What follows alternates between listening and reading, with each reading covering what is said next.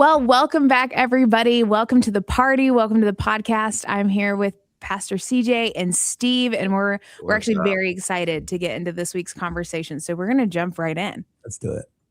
Well, all the things coming up, talking about things that are happening, things we're excited about. We mentioned Nothing But Net, but what else that are people not ready for? You ain't ready for what? What's coming up that you guys are just jazzed about? Super excited.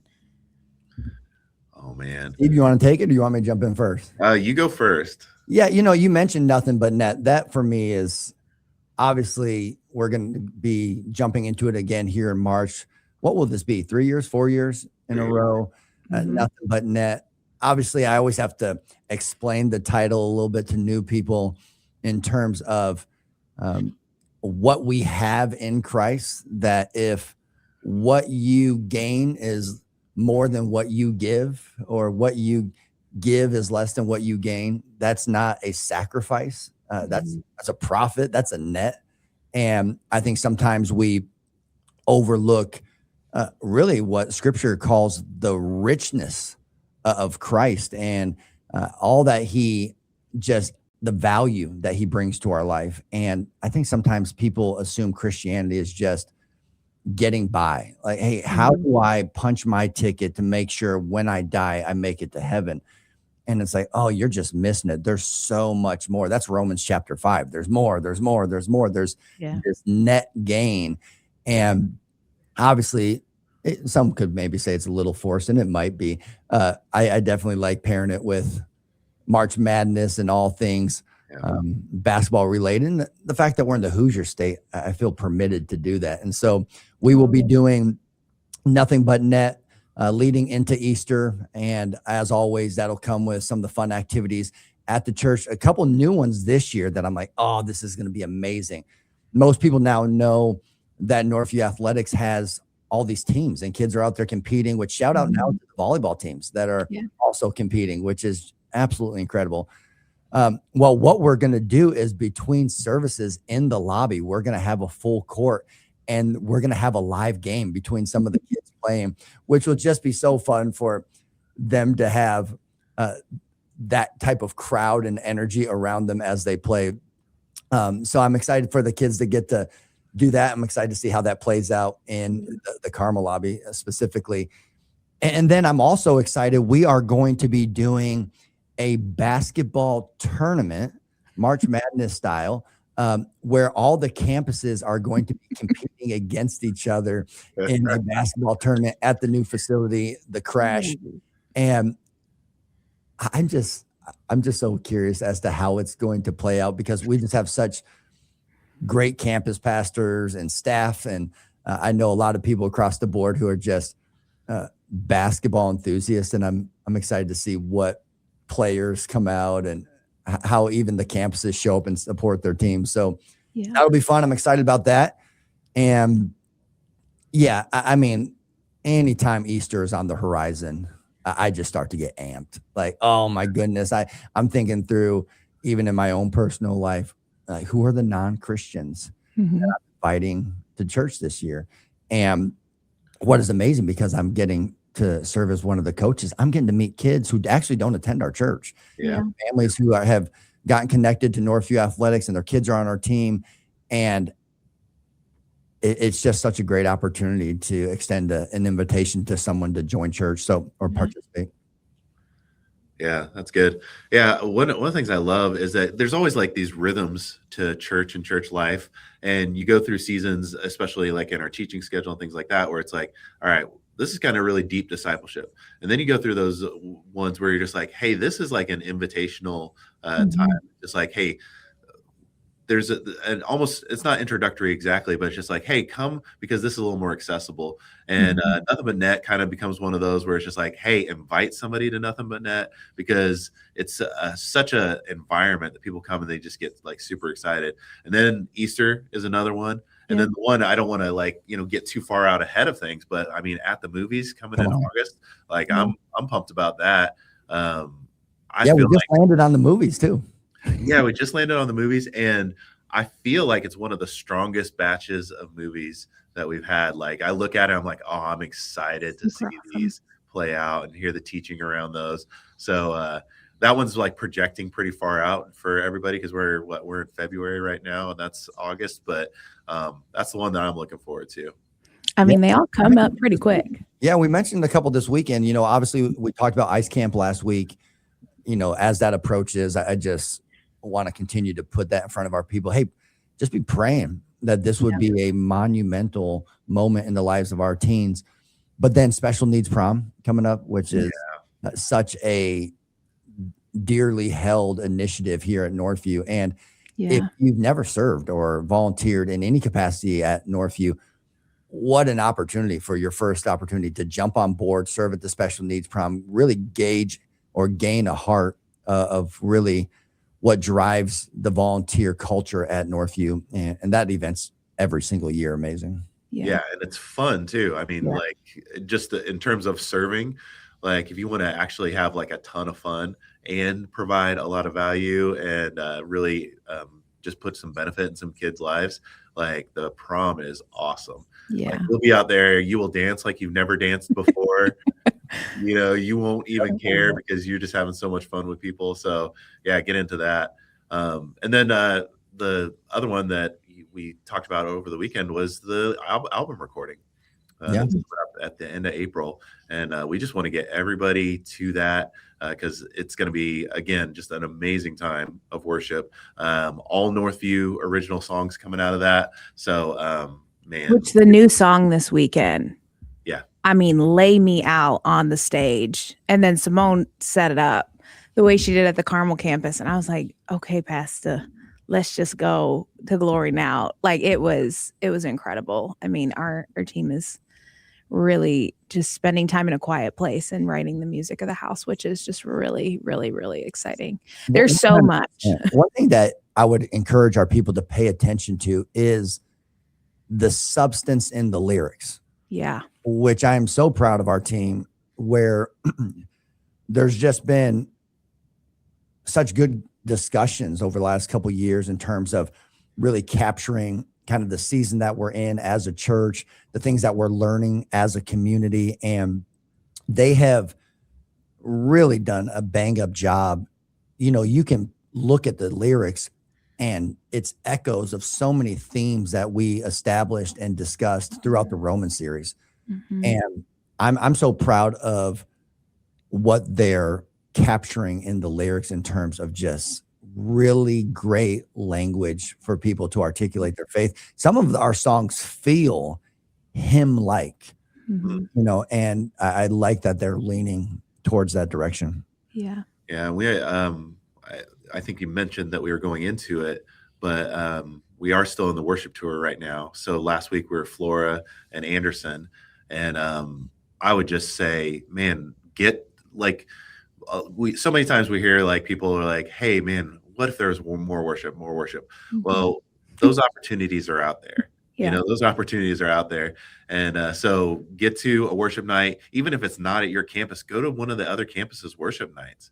You know, go be a part of a different type of community because you come together in those worship times. Like you really do become a community. And like we were kind of talking about some disciplines last week, and worship is a discipline as well. Yeah. Like you want to encourage your soul, you want to, you know, get out of some depression, or you want to, you know, just find guidance or things like that. Like go spend some time in worship and grab our community and just really lean into the opportunities that are there. Yeah. Yeah. And if you want to be spurred on in your passion for worship, my goodness, go to the Anderson campus. Oh my goodness. I love being in that room. Mm-hmm. Those people show up with such a boldness and a passion. That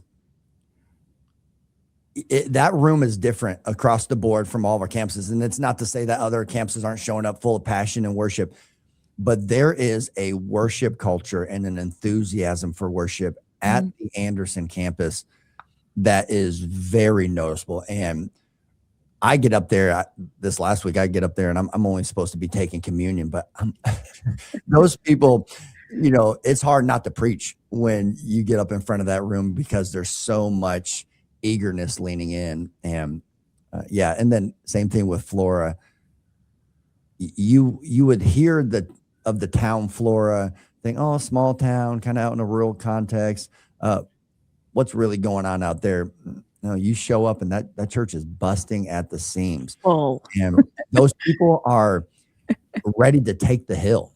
Yeah. Like, they are chomping at the bit for vision. And I mean, they have so many different ideas and possibilities for reaching that community. And sometimes it's going to the other campuses and seeing, oh, like this unit over here is moving things downfield, and just it encourages you to know the team effort at large, and the influence that we're getting to have in our communities for Christ is amazing. Yeah. What's so crazy in just this segment, we say you ain't ready, because you ain't ready for all that's coming. You ain't ready for all that God has in store.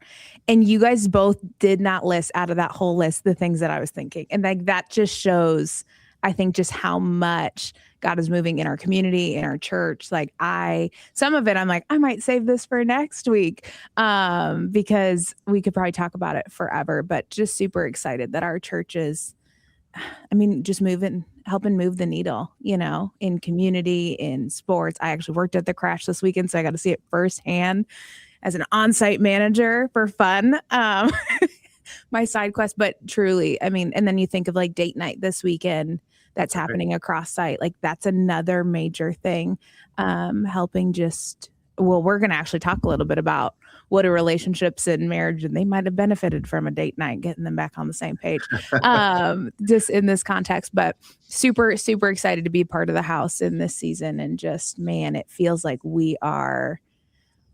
it feels like in some ways, we'll probably talk about it, feels like we're sprinting, but I also feel like in so many ways we're soaring in just like such a good way. Super, super excited. So guys, check out the Northview app if you're curious about anything. We said this is a random plug, but really just because there's so much going on, there's so much information. And if you're looking for any of it, that is genuinely the best place to find all of that information is on the Northview app. Yeah, so we say get in where you fit in, and there's a lot of places, and even now with sports, there's more places to find a place. Yeah, you can't tell me you don't fit in somewhere. Because there is a place. There is a place for you, and there is a seat ready for you and waiting. Well, I want to switch gears, go into talking about this weekend's message. We talked about Isaac and Rebekah, really, and just part of their story, and really just how we spent some time focusing on one, the formation of their relationship, and then two, just some decisions they made to try to expedite it. I am a little jealous. Maybe this is a confession. This is a safe space. That Isaac did pray for his spouse and she was there. Let God be the glory. I'm about to start praying more in public spaces for the same thing. Cause I'm like, if I pray for in my bedroom, nobody better be showing up in my house. So, but truly, like just the process of the prayer there, but then also the long season of waiting, which has kind of been a theme that we've talked about a lot over the past few weeks, of just knowing of some of God's promises, but then experiencing a season of waiting, and what does patience look like in the waiting. And just that's kind of where we landed this weekend. But before we go into it, I feel like we just need at least one solid story. So both Pastor CJ and Steve are dads, and are incredible spouses. And Pastor, you talked about, once the mom passed away, the wheels sometimes start to fall off the bus. Reasoning, logic, circumstances, things happen when mom and spouse are away. This is your opportunity to tell us the story of when either Kim or Kristen left the house and the wheels fell off the bus before you might even left the room. Do either of you have the funny story that you need to share, or confession? Again, this is a safe space. I've got, this is going to make me look way better, I think. I was left alone with my daughter. So we had a I don't know what you call it, like a Halloween event at the church, like a trunk or treat. And this was when we were in California. And me and Charlie were hanging out. She's probably 2.5 or something like that. Just a little one. She's not little anymore. She's super tall. But we were up at the stage, and our stage was pretty high. It was about 4.5 feet high. And she's standing on the stage, and I'm leaning with my back up against the stage talking with somebody. And yes, Kim had gone off. She was doing something. I was all alone with the child. And Charlie tumbles off the stage. And so she goes face first toward the ground. And I am absolutely not kidding. I didn't look. I like swiped behind me with my hand, and I grabbed her ankle and caught her with her face like that far from hitting the concrete. Like, I don't know, like I wasn't even looking at her, and I just like caught her, and she's like dangling. And I didn't like flip her up right side up right away. I looked around at everybody else. And I was like, did you guys see that? Did you catch that? Like, I'm like holding her, like dangling over the ground. Like, did you guys see that? I am Spider-Man. So that's, fortunately, that one worked out for me. But I think there's probably a lot of tumbles that she took when I was in charge that maybe I didn't even see. Well, for sure. Oh, for me, it would be the clear sign to everyone who's looking at us that Kristen is gone by just the way my daughters are presented. You know, my boys are gonna rock hoodies and sweats most of the time. You know, we all like ball caps, and so me and my boys wear hats a lot. So it's easy to kind of keep them moving forward. And we you know, their hair is pretty short, so there's not much maintenance there. But when I cannot do my daughter's hair to save their life, it looks like a squirrel did it. And there was one time I had pulled up to drop off, and I'm on the curb there, and Presley's getting out of the car, and there's really no conversation between me and the lady on the curb who is getting Presley out of the vehicle. And she said, hey, you know, if Kristen's ever gone and you're having a hard time with her hair, feel free to just put her hair stuff in her backpack, and I can take care of it when she gets here. And it was funny because it kind of just, it was like just caught me cold, you know, because I thought like, oh, I nailed this ponytail today. And this lady just, the moment Presley's getting out of the car, just had sympathy on her. I'm like, oh, poor girl. I need to tell this guy, just send the product. And it's funny because I can fake it for a moment where it's like, all right, we're moving forward. You know, much of my strategy in keeping the house clean, specifically the kitchen, and staying on top of dishes, is just never eating at the house. Kids, when mom's gone, we are eating out. But then you start to realize, you know, Kristen is so systematic in, I mean, staying on top of laundry, staying on top of just making sure everything is orderly within the house, staying on top of all the kids' homework and their assignments and when it's due, and in communication with the teachers. And if she's gone for a week, I mean, she's going to come back to a house that is disorganized, and children who look crazy, and teachers who are sending messages like, your kid's falling behind. So I find that she overcompensates for me quite a bit. And when she leaves, I discover that pretty quickly. Yeah, it's a system, especially for all four. There's been times where older sis Obs becomes a single mom of four, you know, when PCJ and Chris are away. And I'm like, this is a lot. So mad props to the moms out there that are they're just built different. That's why you stick with one.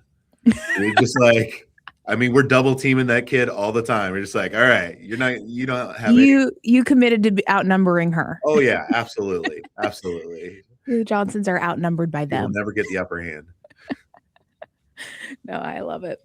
I love it. I just love talking about the family dynamic. It's been an exciting series to be in, and just also it's just the reality of the households. Like things just take place. But you know, we talked a little bit about this and just how, you know, Isaac and Rebekah, the prayer was answered right away in a quick second, but then they had to go through a long season of waiting. And so just wanted to spend a quick second on that and hear your guys' thoughts on you know, how that's a tough shift. You know, Pastor, you mentioned it this weekend.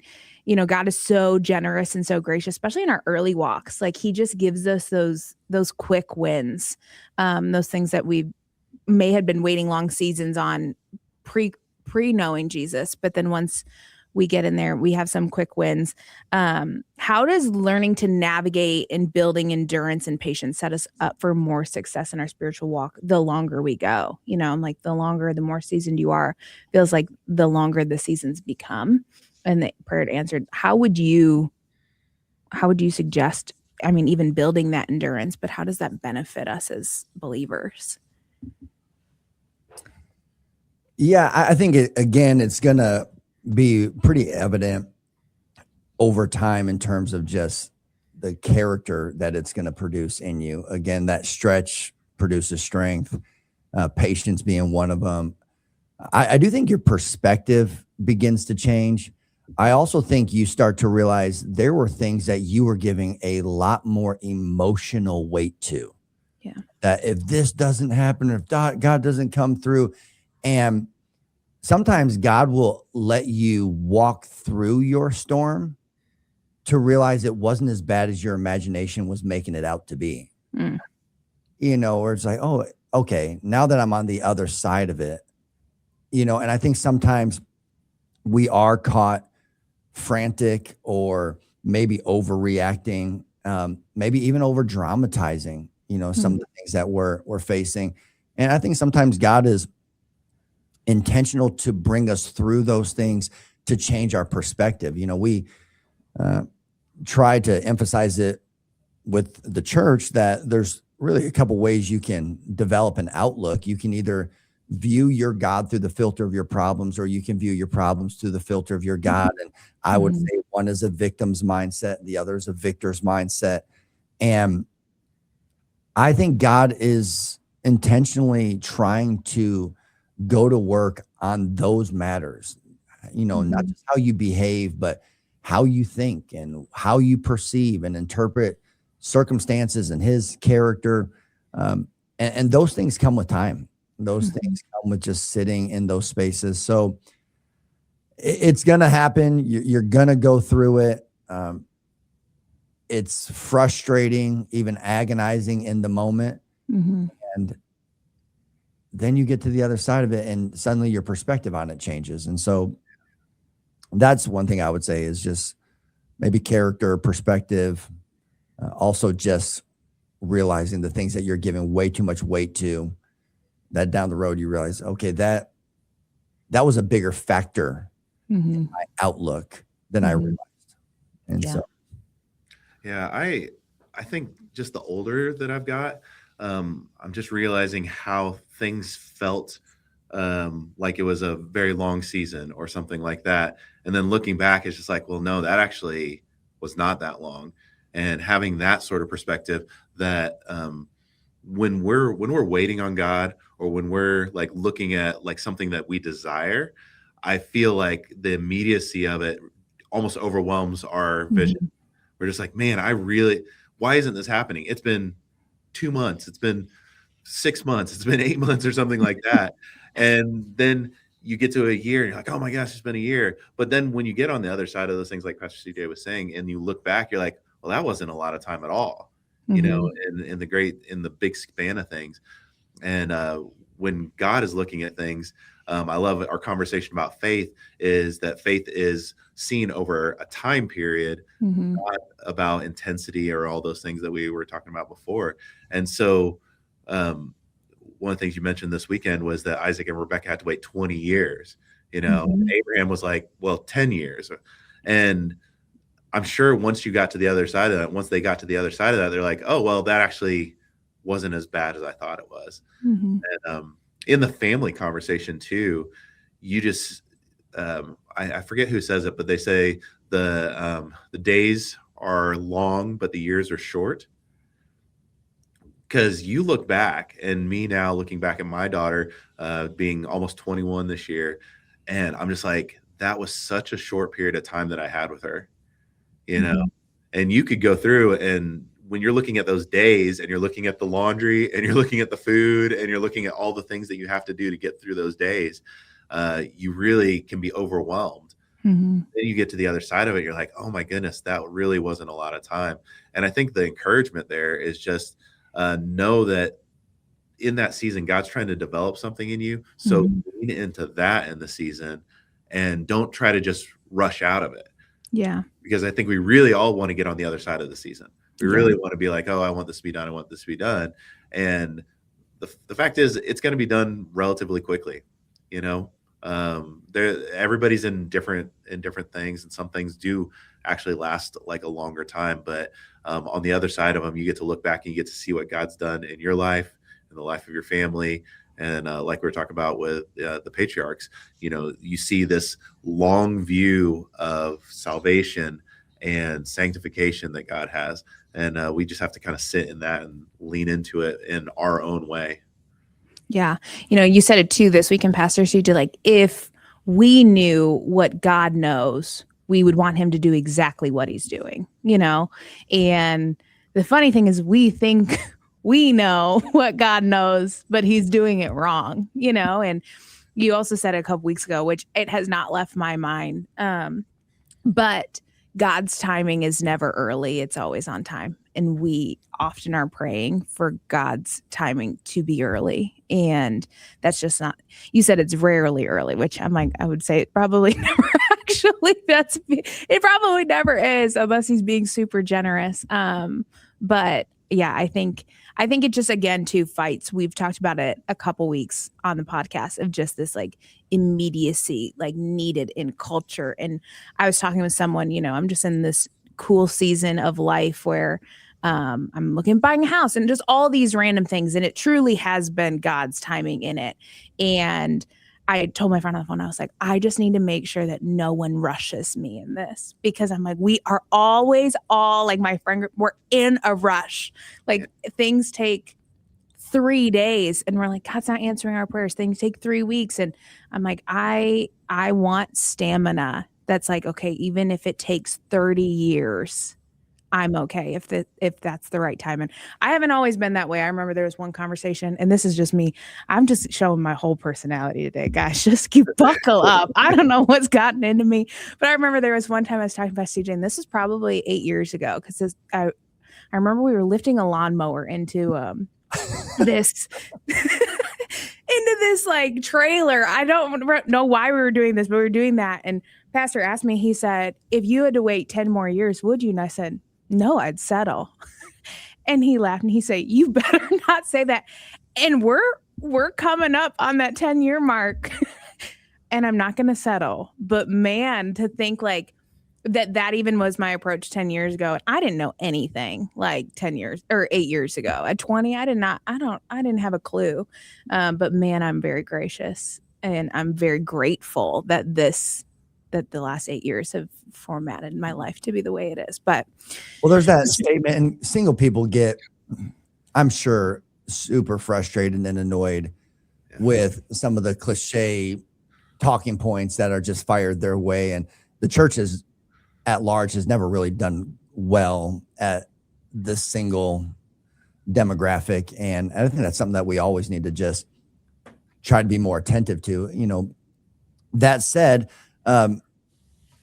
there's that statement, you know, become the person you're praying for is praying for. Mm-hmm. You know, there's that statement. And, you know, Aubrey, I look at you and what God has done in your life. And I'm like, man, this girl has been on this just upward trajectory where God has just redeemed so many areas of your life and so many different, even miracles through your family.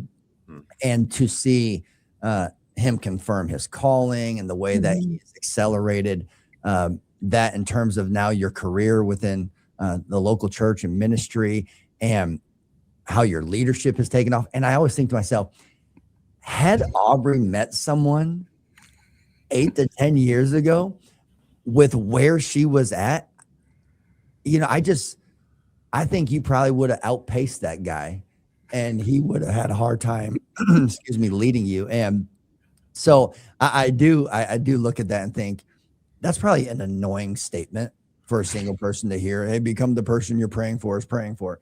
But I look at you and I think, but she's doing that. And I'm super proud of you. And I'm also, listen, I'm second in line to walk you down this aisle. And I am going to serve as the gatekeeper. And I'm sure I've probably have ruined some dating opportunities for you, but man, this is such a sweet moment.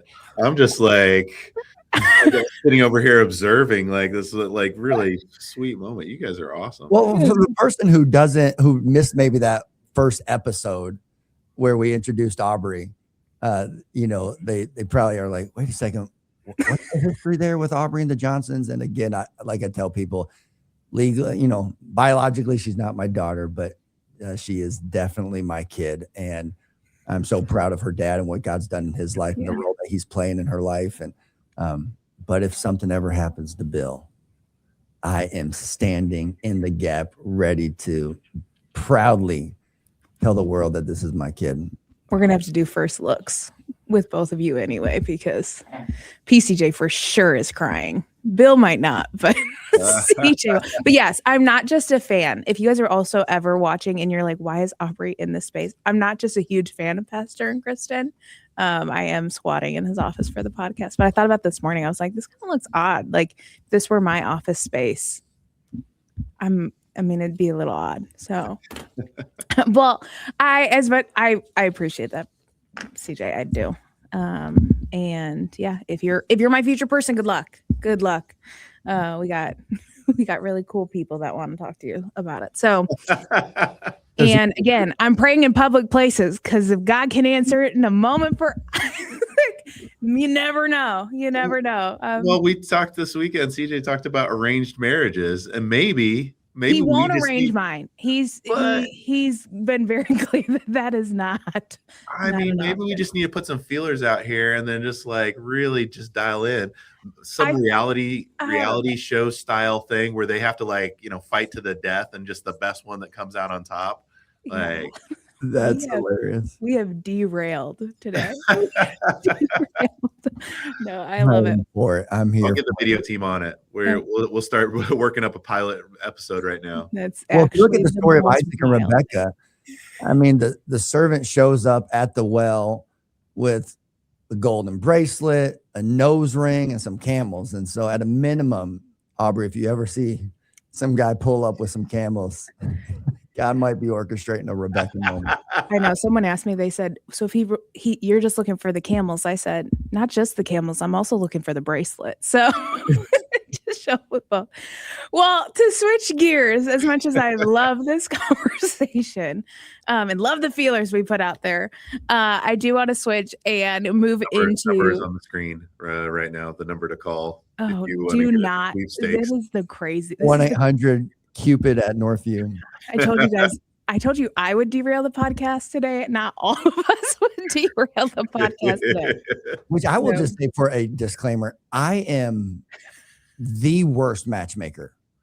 Yeah. Because as a pastor, if you're like in my church, I'm so biased towards the people who are in our church.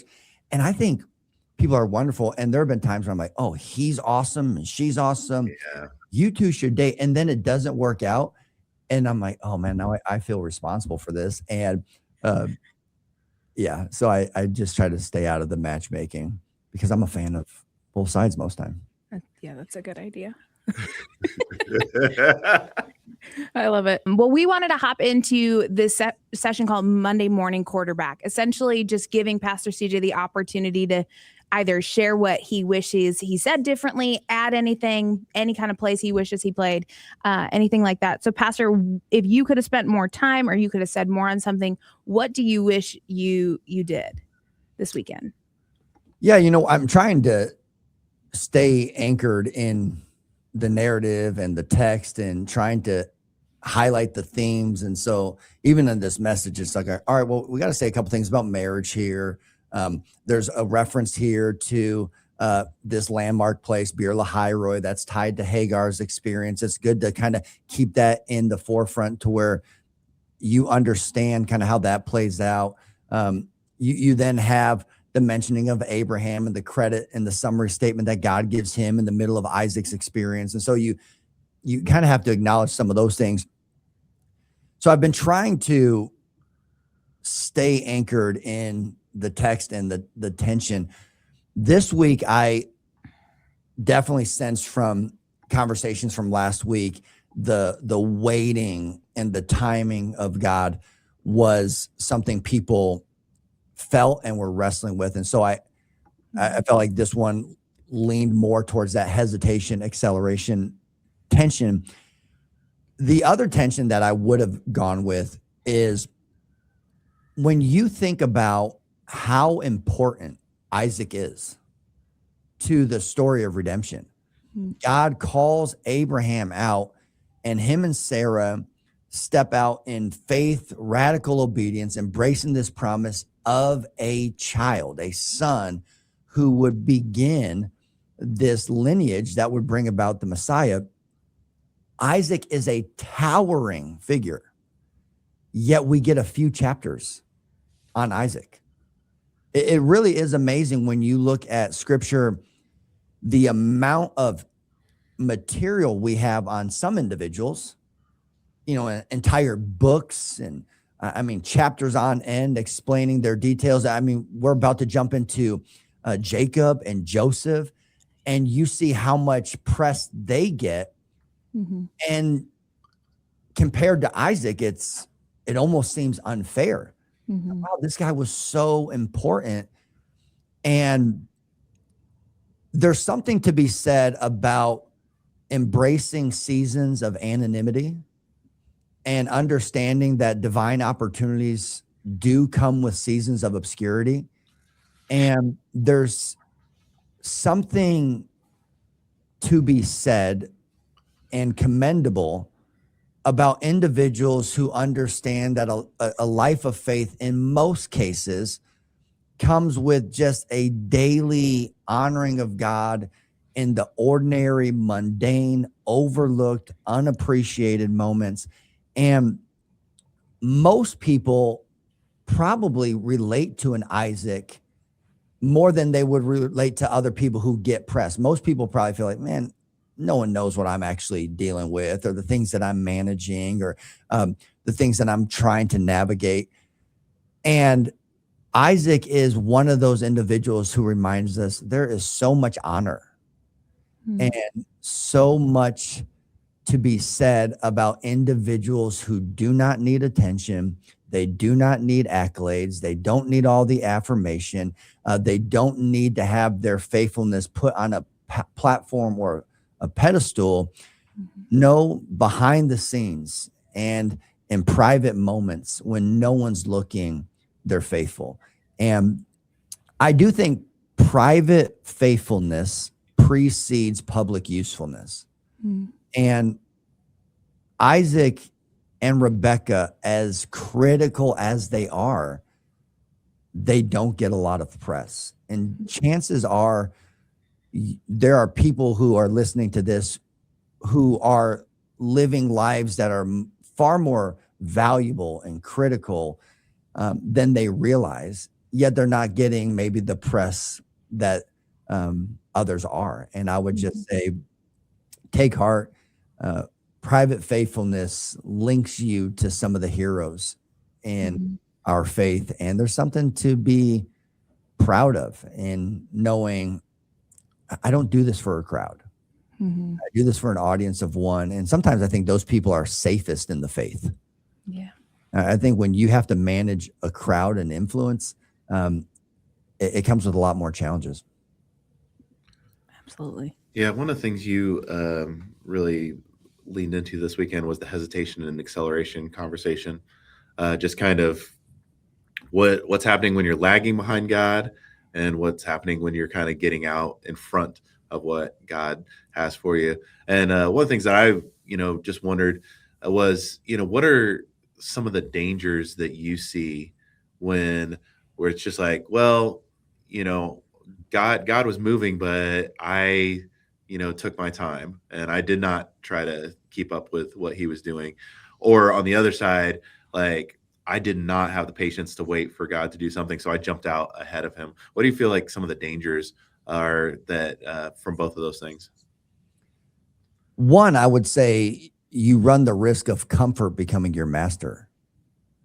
When you continue to make decisions based on, well, and it has to be at the perfect time and the conditions have to be right and everything is anchored in convenience, well, you start to anchor your life to comfort and that becoming the deciding factor in so many things. And so I think one, comfort has the potential to become your master when you do so. Two, I would say you develop maybe spiritual atrophy in your faith where if you don't use a muscle, you lose the muscle. And you can suppress your faith so much that when times come where you really need to lean on your faith, you discover, oh, I don't have the muscle, the spiritual disciplines grafted into my life, and the repetitious, I don't know, track record that I've developed a rhythm with God, and I've journeyed with God, and I have some experience that has produced some confidence.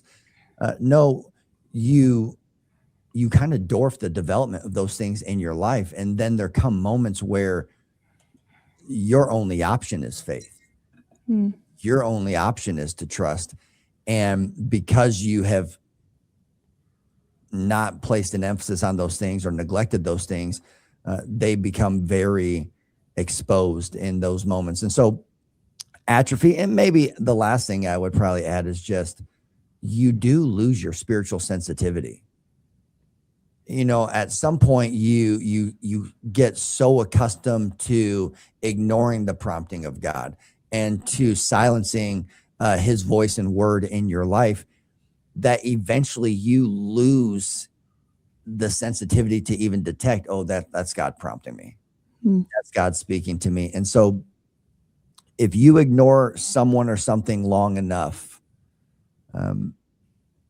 it loses so much influence and space in your life. And that can happen. Would you kind of determine between stepping out in faith versus accelerating past what God has? Because it could kind of feel like the same thing. It's just like, well, I was just stepping out in faith. I was going before there was kind of evidence that I should go or something like that. I'm stepping out in faith when in reality, maybe you were, maybe listening to yourself, listening to your own heart, and just trying to do something ahead of what God had already planned. I do think God uses confirmation way more than we want to maybe acknowledge. I think acknowledging that God uses confirmation requires us to patiently wait for him to do so. And I think anything God calls you to do is going to be rooted and supported and endorsed by God's word. So if there is at a very baseline, if there is ever a delineation or a deviation in your activity moving forward and God's word, I would say that's a clear indicator. You're maybe stepping out in flesh, not faith. I think beyond that is all these other additional layers where I think peace is a massive indicator, especially when you do end up getting married. You find that a lot of times it is the element of peace within the relationship where both spouses realize, okay, God's unified us and given us a shared peace here. So I think that is birthed out of prayer and time with the Lord and really learning to intercede in terms of some of those decisions you're trying to make. I also think, David is sent out to the battlefield to deliver lunch to his brothers. He hears Goliath taunting everybody. He rises up in faith. I'll fight this guy. And everyone has doubts. There's that moment with Saul, and he runs down his resume. And he's like, I've killed lions and bears. I'll take this guy out. He knew his pattern of success. And I think a lot of people have not taken time to assess where the moments in my past where God has granted me favor and there was a clear effectiveness, because what God seeks to do in your life is in many ways going to be very progressive in nature. And if you don't understand how God used you and worked through you in the past, you are forfeiting some really insightful indicators as to how he's going to continue working in your life moving forward. So I do think the pattern of success is key. I think we talk a lot about discovering our purpose and discovering our dreams. And in many cases, it's rediscovering your purpose, rediscovering your dreams. That you can almost go back. I laugh. For the longest time growing up, I don't know where it came from, but I wanted to be a history teacher and a basketball coach. And obviously I get into college, I give my life to Christ. I'm a, education major. I'm playing college basketball and I'm on that path. And then I feel called into the ministry and I, become a pastor and I get involved in the local church. And somehow in some way down the road, I end up a history teacher who coaches basketball. And, I get to teach history every single week. It's just not in the classroom I was expecting to do it in. And it's not the subject. I thought I would be teaching American history or, some of those things.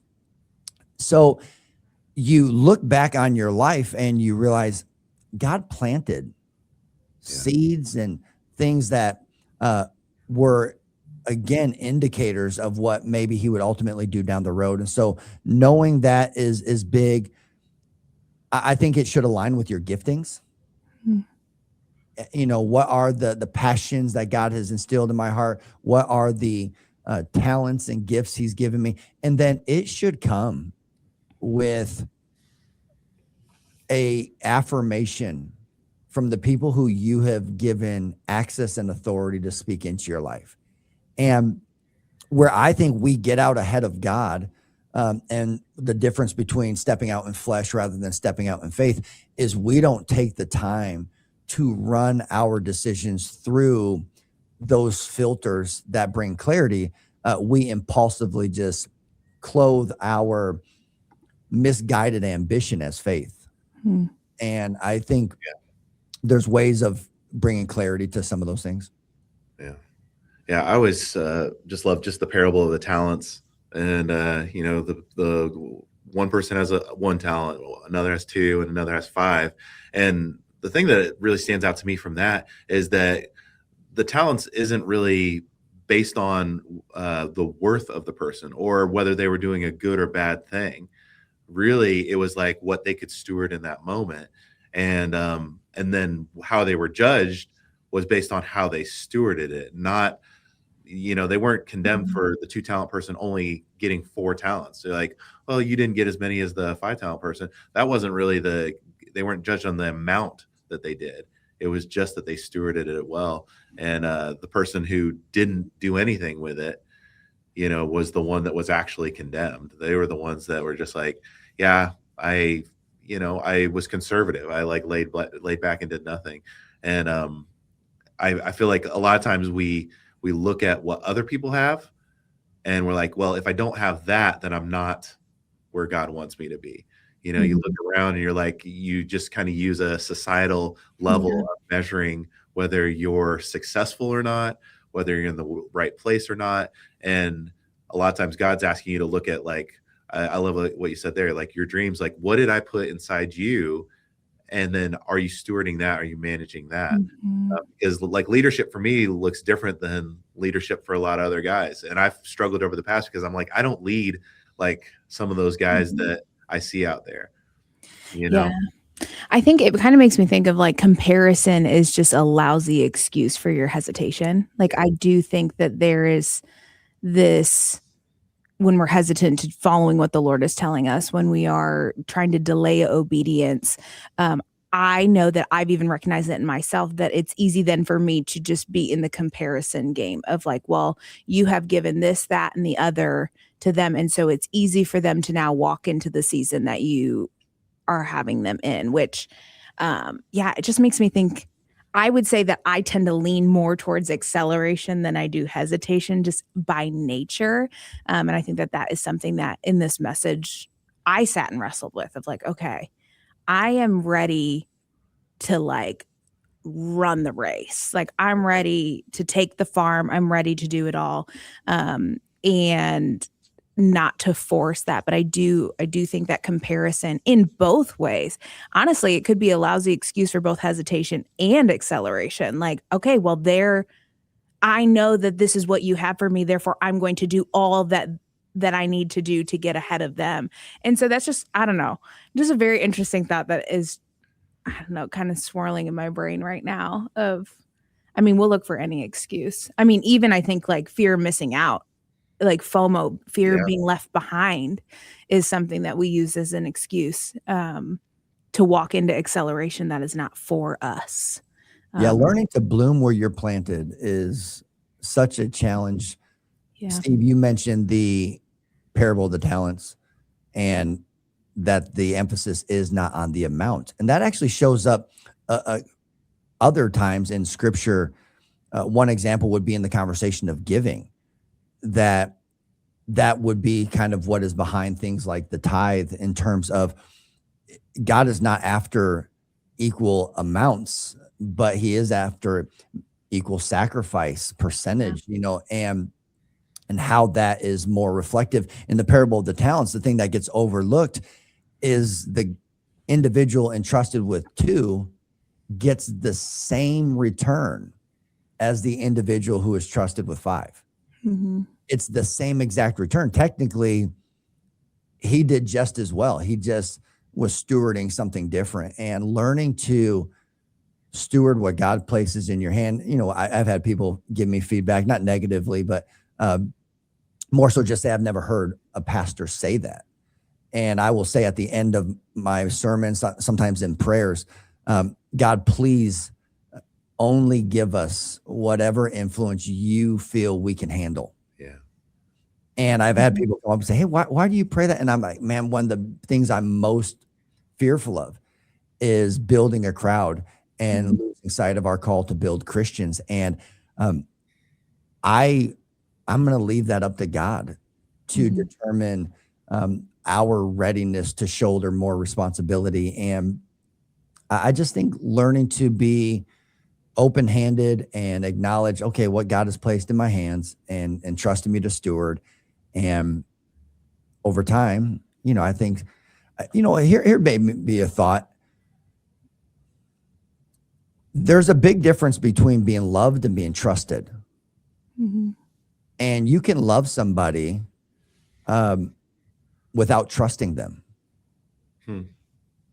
And I just think there is something to be said in terms of living intentionally and responsibly, faithfully as wise stewards, that we don't have to earn God's love. But I do think over time we earn his trust, in terms of him entrusting us, similar to the parable of the talents, with more influence or more responsibility or whatever, and more resources. And so I just think leveling up your relationship with God. Like, man, I'm thankful that he loves me, and it's out of the overflow of his love for me that anything righteous comes of me. But I just don't want to live there. I want to grow in stature and in my relationship, where God looks at me similar to the way he looked at Abraham. I was like, man, that's my friend. Yeah. Like I trust him with responsibility. And so to be trusted in many ways is a greater compliment to be loved. Yeah, I think that one thing, and this actually leads into this next segment called You Ask For It. And we just asked one of our viewers what is something we wish we spent more time on? One of the 11. And this one actually is a staff member too. So I feel like I forced them to answer this question. But when we're talking about misdiagnosing seasons, trying to understand if this is what we're supposed to do. It goes into this topic, which you broke down, of the three like main relationships: additions, associates, and assignments. For those that may have missed this weekend's message, Pastor, can you break those down quickly? And then also why, like, what would you say of why confusing which assignment or which relationship they are causes unnecessary tension in our lives? And why is it important to identify them? I think would be helpful. Yeah. Well, one, think about the story where Christ arrives on the scene and there's this massive crowd. A guy by the name of Jairus has a 12-year-old daughter who's ill, and he comes running, falls at the feet of Christ. And this woman presses through the crowd. She touches the hem of the garment and of Christ's garment. And Jesus, it says, felt power go out of him. Mm-hmm. Like he felt a withdrawal. And almost all of us can relate to different interactions where it's like, that one took it out of me. Like, it's not to say I don't love the person. It's not to say that I'm not a huge fan of them. It's just to say I was doing a lot more pouring out in that interaction. And as I walk away, I can feel it. Mm-hmm. And that would be where I would say there's assignments, there are associates, and there are additions. We're called to be ministers, not just people who work within the church. No, as people who have embraced the gospel, our job is to share it and apply it to others. And so we're called to minister. We're called to pour out. We're called to be agents of change, all that things.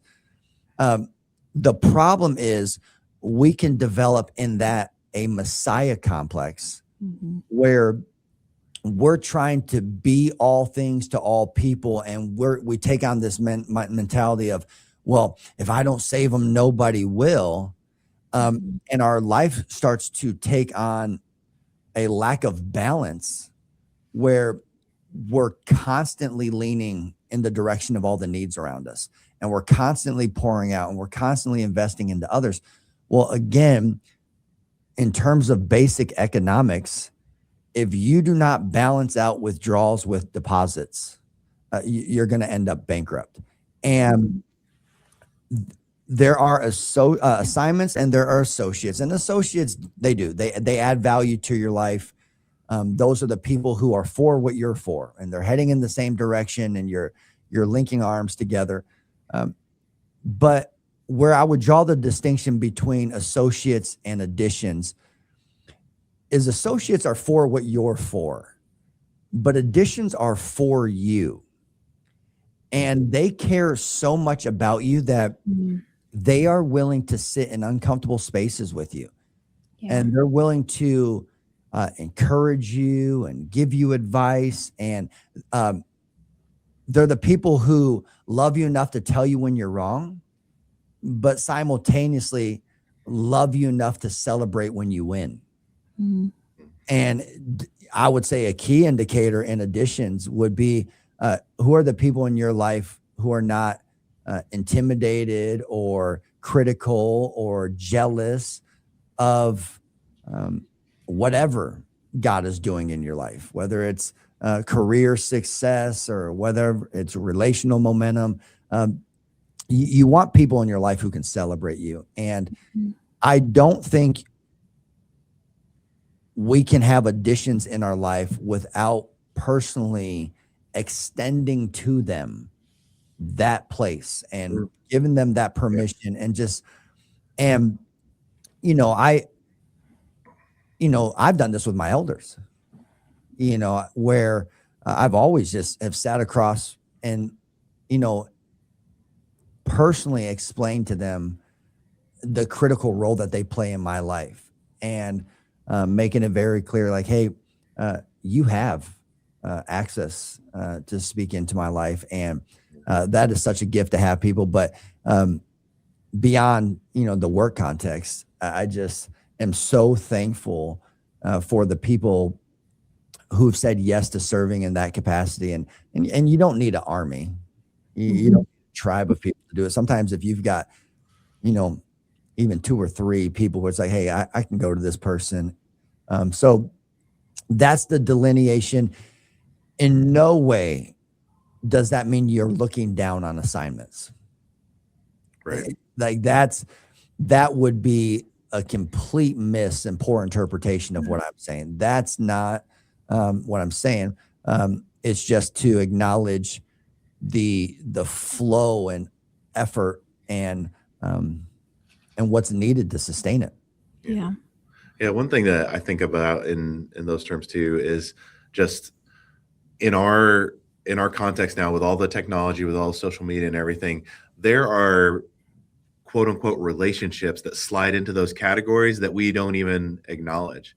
Like when you're on Facebook and you're looking at somebody that you knew 5-10 years ago and you're engaging, and there's some emotion that passes off there, and they slide into one of those categories. And oftentimes they're kind of like sapping you a little bit, and you might not even realize it. And I think being able to acknowledge those things that are around you that are actually affecting you in a relational way, rather than just saying, I'm just, doom scrolling, because you have relationships with people you don't even know on social media. Like you watch their content. And when we talk about comparison, the other quote is, comparison is the thief of joy. That is like actually relationally, emotionally sapping you, because you're looking at that and you're like, man, I should have that. That person's similar to me, or they live in the Midwest or whatever, and I should have that. And you can just very quickly get relationally sapped from people that you don't ever see in person, and the importance of those relationships, the actually having those people that you're choosing to interact with, like your additions and your associates, because sometimes assignments, you can't choose those. I also just think it's funny. I've watched this trend within even just like generational shift that I'm experiencing as I've gotten older, of this. I don't know if it's a fear of adding additions into their lives. I know that there's trust is a big thing, but I was talking with my life group last week about just the importance of wisdom and having people who speak into your life. And we asked each other, like, who are those people in your lives? Where would you say in even our space, do we feel like we serve one another? And one of the girls brought up, she's a new mom, and she's like, as I am a newer mom and now I have new moms asking me questions, I've even recognized the gap of how online resources have become people's additions or wisdom seeking it, like avenues. She's like, when I had a kid, if I had questions, I'd ask my sister or I'd ask my mom, who've done this and raised great children and have like the wisdom of even what our family model is and how kids in our family act and things like that. And she's like, now I ask new moms and they're like, oh, well, I asked ChatGPT or I Googled how to deal with this. And I don't know why we all crave relationship, but we're fearful of the additions of relationships. I think maybe sometimes it's because we approach wisdom as going to tell us that we're wrong.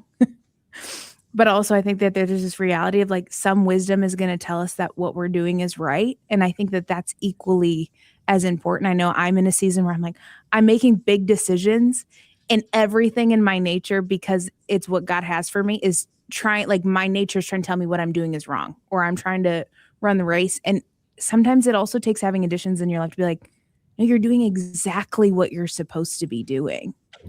And sometimes it's like, Pastor, you talked about too, even just these kids that are so hard on themselves. They can't even acknowledge the wins. And so I think when approaching both additions and associates and assignments, and you mentioned just them talking about the win, but also just additions are important because they help you regulate and understand and help you not to misdiagnose your seasons. And so I don't know, I would even challenge people watching. I'm going to do it myself too.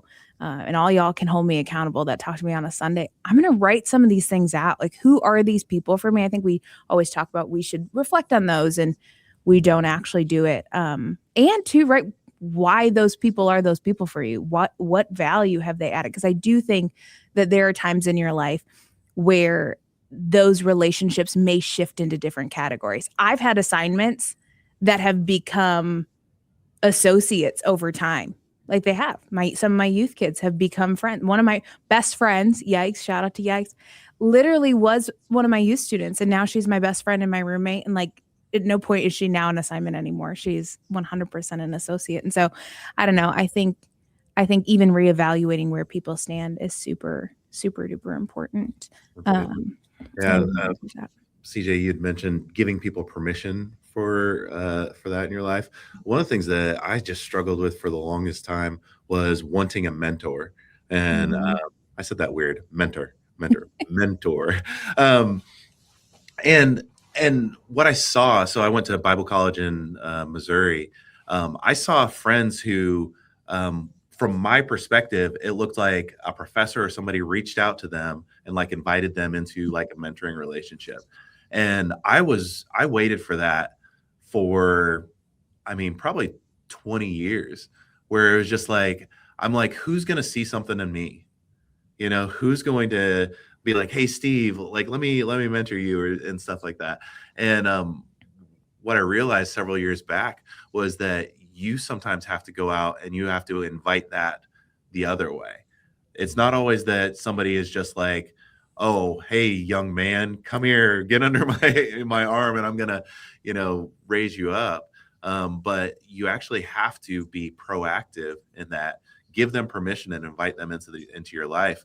And I think I had a lot of angst about that over the years, just because I felt like nobody cared. Yeah. I felt like, is there nothing in me that anybody sees that they even care enough to be like, hey, because I had friends where I was just like, I have one friend, his name's Caleb, and he has a million mentors.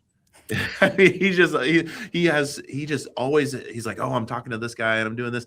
And what I realized is that was his personality, though. He was reaching out to those people and he was asking them like, hey, would you have a coffee with me? Mm-hmm. Can we sit down and have lunch and can you talk and talk and just build into me? And I wasn't doing that. I was like kind of sitting back and like, okay, you over there, are you going to mentor me or something like that? And so I think just that importance of you being proactive in your own development and reaching out. And if you see somebody, don't be shy, especially in the church, to say, hey, would you spend some time with me? Would you invest in me? Because sometimes, super humble people, you called out somebody in the service this weekend, just a humble servant leader. Sometimes they're not, I don't know, maybe they're a little bit shy. They have a lot of wisdom, but maybe they're a little bit shy. And if you ask them, they'd be like, yes, absolutely. But if you don't, then you're kind of both just sitting back waiting for somebody to initiate it. Yeah. Yeah, I think a couple things there in terms of how those interactions are initiated or who initiates it. Personally, I think it's a bit of a red flag if someone comes up to you and says, hey, I'm supposed to mentor you. I just, even for the person who feels called to be a mentor to folks, I think if God puts that on your heart, you need to hold that and wait for God to confirm that in that other person's life, and maybe be intentional relationally. But the person who really hangs their hat on, mentorship isn't wrong, but can at times also be a little misguided. I think in addition to that is recognizing that Jesus is the only person who can be all things to any of us. Yeah. And so you are going to have at times where there are certain people in your life who add a lot of value in certain conversations. You might have someone who gives you great financial advice, but it's not the same person you look to for marriage advice. And so understanding kind of which sources you have available to you. But beyond the mentorship coach role in a person's life is the need for all of us to have truly trustworthy people in our life who we can bear our soul to. And that's the part that's intimidating. That's the part that like, oh man, where do you find those people? Yeah. And you don't find them online, and it doesn't come by way through a program, but I do think it comes through the progression of genuine relationship. And that's where, again, I always say to not be in biblical community is such a miss, because where else are you going to find people who you can really open up and share some critical things taking place in your life that you need some helpful feedback, and you need someone to come alongside you and pray in agreement with those things. So I think understanding the role of coach and mentor and people who give advice and instruction, and then even that additional layer. Mm-hmm. But who are the people in my life who I can confess some things to? Mm-hmm. And who are the people in my life who are on all my accountability stuff, like, and they get to have those conversations that, like you have to think through those layers. And I know that is daunting and terrifying for everybody, because none of us really likes the idea of being exposed. But there is so much freedom when you are able to live in the light and have those pieces around you. And I think the secret to a good night's sleep is I think a good conscience. And I think being able to maintain integrity and purity and some of those things in your life are so beneficial. And a lot of times it requires people making sure that you're able to maintain some of the guardrails in your life, and people who also carry some grace in their back pocket for the times that you get it wrong, because you are, and they're going to have to love you through it. So my biggest fear is for the person going through life never finding those type of relationships and missing out on the value. But it doesn't happen overnight. Give yourself grace. I think someone has to earn your trust before you swing wide open the door of your heart. Yeah. Which I think, even circles back to the top. Like there is, if you're looking for that, if you're looking for not just the community aspect, or not just the assignment aspect, or even not just the, addition aspect, like the beauty of the local church is all of those relationships exist within the body, and so lean in, get in where you fit in. Like you might be closer than you actually think. I know that there was a season where I felt very far away from all of them. And there's been seasons where I'm like, I feel like I had no additions. There's been seasons where I felt like I had no associates. There's seasons where I felt like I had no assignments, and that ebbs and flows. And so you're not behind. But this is an area in which I don't even think you need the permission of acceleration. Like it is available to you, and just be mindful and pray about it. And, I think the other beauty of even just a series, and I've been super encouraged by, Pastor, you've just added things, at the end of like, hey, take this home and think about it. We have it in life group content.